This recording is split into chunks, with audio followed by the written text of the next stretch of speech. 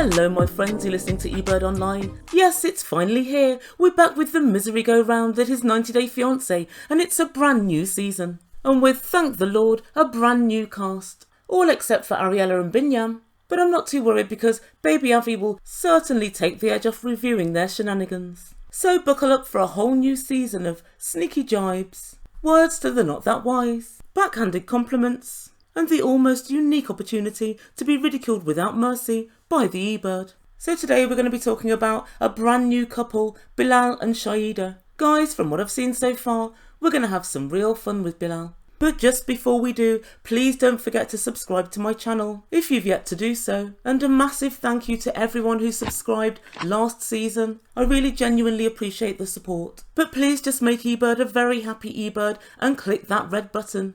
My friends, please don't forget to smash the like button if you enjoy the video and also the notification bell so you don't miss any of my content this season. Thanks guys, and so without further ado, I give you Bilal and Shaeeda.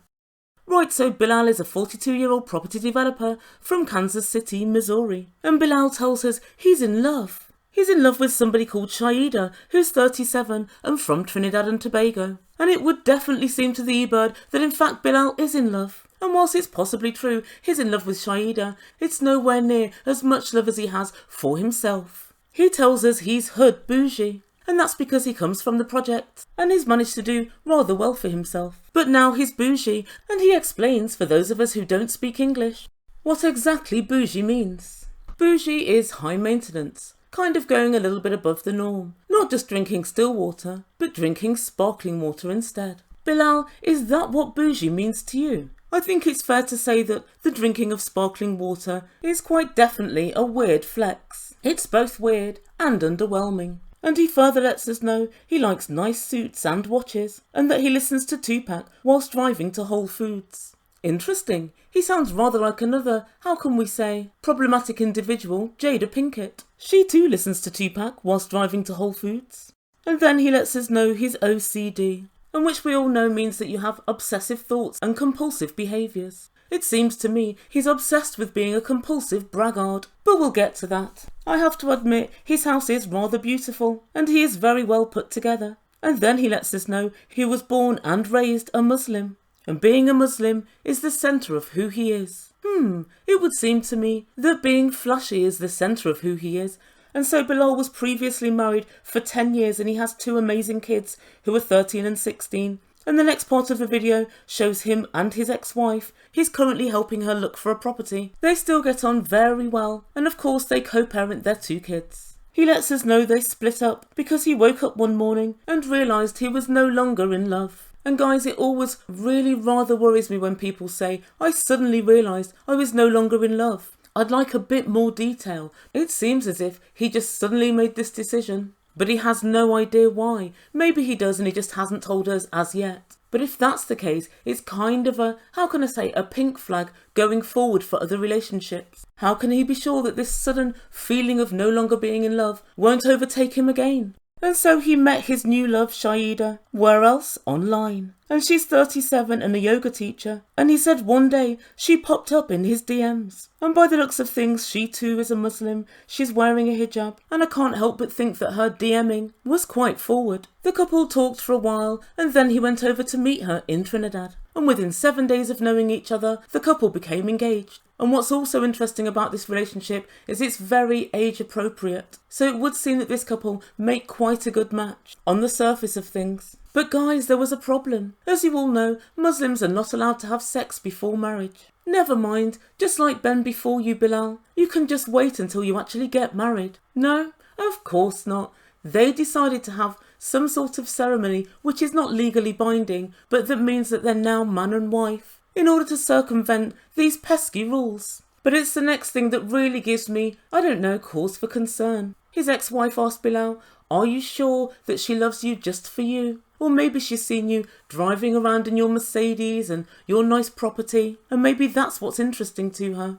And unsurprisingly, she's worried about her kids' future, and I guess women trying to get their hands on their kids' inheritance. Well, I guess someone's got to keep his kids in sparkling water. But guys, don't worry, Bilal's got a plan. And it's a completely shit and unworkable plan plotted by a short-sighted narcissist, but a plan nevertheless. And then Bilal lets his ex-wife know, I haven't shown Shaeeda what I have at all. She's never seen my car and she's never seen the house. And he explains to us this is so that he can check that she just wants him for him. Oh dear, is this the very best plan you could come up with to test this Bilal? Guys, his level of reasoning is somewhat worrisome. His wife's got a better plan and she asked, are you going to ask her to sign a prenup?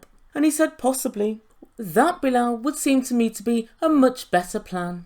And the next time we catch up with Bilal, he's with his sister. The siblings are over at Bilal's beautiful home. He's busy plumping up cushions. And guys, the place is absolutely spotless. And I think it's not unreasonable to suggest that if Shaeeda doesn't have an OCD of similar intensity as regards cleaning, Bilal's going to awake not many days from now and suddenly realise he's no longer in love. And his sister virtually reads my mind. She said, Bilal, how are you going to feel with somebody in your space? And Bilal said, well, I'll just have to see. This 90 days will be essential so that we can check that we're right for each other. And then there's pink flag number 2 for this relationship. Bilal explained that Shaeeda was resolute she didn't want children when they first met, but she's since changed her mind. When she said she didn't want kids, it gave Bilal pause for thought. And of course he says he wants more kids, and she wants kids more than ever. Does she want kids, or does she just want what Bilal wants? And then he tells his sister that she's been engaged twice, and she's broken it off twice. And Bilal doesn't seem to know why she's managed to break these relationships off, but what it tells me is that Shaeeda probably doesn't take any crap, and it also suggests that she's not desperate. Bilal, what's your step? But thinking about this, what it could also be is she too could be one of those people that wakes up one morning and decides she's no longer in love. I've got a feeling, guys, that every morning when both parties in this couple wake up, there could well be divorce papers at the ready. But guys, it's time for a big surprise, and Bilal lets us know that he's not going to take Shaeeda straight to his house, for he's decided to prank her. What? Yep, that's right, he's going to take her to his old childhood home, and he's going to pick her up in an old van. And he says it's going to be a massive surprise for her. Really, Bilal? This surprise is not a surprise, it's not a prank, it's a test from a narcissist. Oh, good lord, guys. The ideology behind this so-called prank is both nonsensical and puerile. He tells us that he's hoping she finds it funny. She's not going to find it funny. She's going to find it manipulative and weird. Bilal tells us, I want to make sure Shaeeda truly wants me for me and not what I have. I have 2 points to make to this. Firstly, if she wants you for you, don't advertise your wares on social media. Guys, I had a quick look over Bilal's Instagram page, and surprise, surprise, this is what I saw.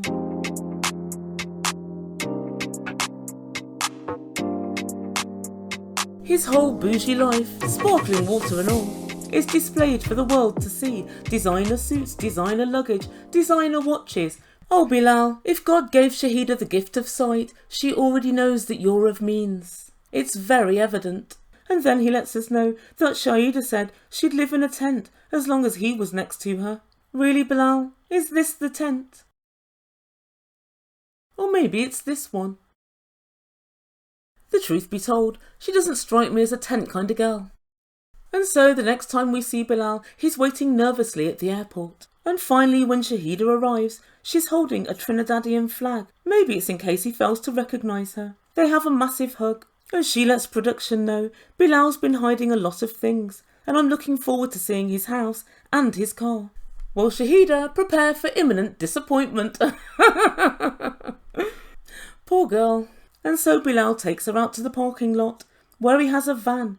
And it's fair to say that she's shocked and surprised to see this van, and she calls it a Scooby-Doo van. He puts her case in the back of the van, amongst some odds and ends and building materials and supplies. And she started flipping out and saying, do not put my case in all of that trash. But guys, you can tell she's shocked. And she tells Bilal, is this how you're living? I thought that you were of means. You've lost a few points. And Bilal says, well, you've lost a few points with me. But guys, Bilal's failing to realise one thing, because he flexes so hard on social media. In all of his finery, And because he showers every morning in sparkling water, not just normal old common garden water, maybe Shaeeda feels it's incongruent. Maybe she feels that you're a fraud. And so they arrive at Bilal's childhood home, and it's both small and shabby. He says there's been no work done on this home for 50 years. And I can't help but note that the wood on the outside of the house, some of it is rotten and peeling away. There's piles of wood just dumped outside, and the ceiling shows signs of water damage and is blistered from previous leaks. The place is dilapidated, and the decor, well, it's all very 1980s. But guys, he really has gone over the top here. He shows her around the place, and there's a sheet instead of a curtain at the window. But guys, I can't help but notice one thing. He said he comes from the inner city and the hood. And I'd like to know from any of my American subscribers, is this street representative of the inner city? It looks quite leafy and like the suburbs to me, but what do I know? I thought when Bilal said I'm from the hood, he was talking Compton or Bed-Stuy, you know, something like that. If this is where he grew up, it's really not that bad. And the couple sit down on a beige sofa, and Shaeeda is not happy at all. She carefully explains to Bilal that he's misrepresented himself, and she said, you turned up in a panel van, and then you bring me here. And she explained that she's not happy moving all the way from Trinidad and leaving her family and everything behind to move to the United States and to live in a house from the 1900s. And Bilal kicks in with, where does it say in the Quran that you have to live in a mansion? Who mentioned the Quran? And in any case, that's not what she said. She's asking, why have you got beautiful suits on and expensive watches, and this is how you live? And guys, I do hope Bilal's not going to keep going back to the Quran to back up his shady narcissistic traits. Shaeeda didn't mention the Quran, so why are you even talking about it? Where in the Quran does it say you should misrepresent yourself? And then Bilal said there are some things that need to be fixed, but there are things that need to be fixed with your attitude also. Oh good lord, not with the attitude, Bilal. So early in the season. And Shaheeda's very unhappy. She said, he's talking to me like I'm a little kid. I'm wondering what else he's hiding from me. Right now, I don't know who he is. But Bilal's in full victim mode now, and he boo-hoo-hoos to production. A lot of what she said is very hurtful. This is my childhood home. Bilal, you wanted her not to like it. You wanted to show her something substandard. And now she doesn't like it. Now you feel upset. What did you expect? Oh guys, let's all walk away from logic and reason, for they have no place on planet Bilal. And then he asked Shaeeda, are you a person to complain, or are you a person to roll up your sleeves and help fix things? And this is when I realised I love this girl. She said, I'll do both. And just like the Ebird, she's on her game and she'll get shiz sorted out, but with a heavy dose of complaints throughout. And so in the final scene, these guys are eating dinner. Bilal said, I'm really unhappy. You're complaining about my house and my car. And she said, stop with the pity party. And Bilal tells production, things are not going as expected. Oh Bilal, yes they are. Things are going exactly as you expected. You took her to a house that you knew she wouldn't like, and guess what? Surprise! She doesn't like it. And Shaeeda said, you look like you're struggling, and it looks like we're going to have to start from scratch. You've been carrying a fake image online, and you can't suddenly fight me down now for being shocked. Guys, she speaks nothing but the truth. And Bilal said, so if a person doesn't live in a 3-story house or something. And at this point, he's being deliberately obtuse. But Shaeeda said, no, and she cut him off mid-sentence. I feel you've misrepresented yourself. You came to Trinidad with your Louis Vuitton luggage, and it's not really who you are. And Bilal continues to be willfully obtuse. And he said to her, I don't know what you're talking about. It's not like I portrayed anything. And he finishes off the segment by saying to production, it's funny the way she's behaving, because it's not as if I portrayed anything different. And that's where we end things for this review. So what does the Ebird make to all of this? Well, as far as I'm concerned, Bilal needs a giant dose of grow the fuck up. Bilal's so-called test is one of the worst and most ridiculous tests I've ever borne witness to. I've got a feeling this test will slap him in the face. Because once Shaeeda realises that he doesn't actually live here, and she discovers the truth, she'll simultaneously discover another truth. Bilal's not that bright. She'll no doubt conclude, is that the level of your intelligence? Is that the best test you could put forth? Oh dear, I might be with somebody rich, but I'm also with a bloody idiot. And as for his assertion that she doesn't know anything about his money or the way that he lives, of course she does. The suits, the watches, the luggage, the wall-to-wall aggrandising on social media tells her that this guy has supposedly got money. But let's imagine that that wasn't the case. Let's imagine she didn't pick any of that up. The house that he's living in hasn't been touched for 50 years. Even Mike from Mike and Natalie's house wasn't that bad. So what this shows to her is that even though they had to postpone their meeting for 2 years because of COVID, in that intervening 2 years, he couldn't be bothered to do anything to the house that he's currently in to make her more comfortable. Do you not think that's an issue, Bilal? And Bilal, if you're so worried about somebody only wanting you for money, maybe you shouldn't flex your wealth on social media. And that would very easily solve that problem. If I had $1 for every time what Bilal said made sense, I'd have about $2. And next I turn my attentions to Shaeeda. I quite like Shaeeda. She seems very strong, very forthright, and she knows her own mind. She could have quite easily been moaning to production or moaning to family and friends about Bilal's house, whilst showing him that she doesn't really care.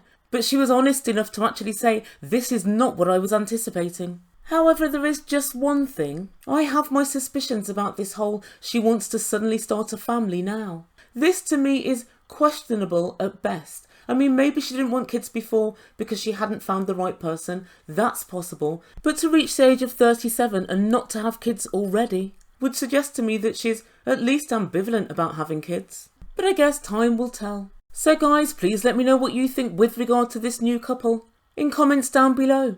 Do you think, as I do, that Bilal's so-called surprise is not a surprise, it's an awful test? And a test that he's actually designed so that she will fail? If you're that worried about her character that you need to do these sorts of tests, then perhaps you shouldn't be engaged. Perhaps you should have gotten to know her a little bit better before you embarked on this 90-day fiasco. Please let me know in comments down below and I'll get on with my next video. Please don't forget to like and subscribe and all of that good stuff. And I'll be back very soon. Thank you so much for listening. You've been listening to Ebird Online and I bid you good day.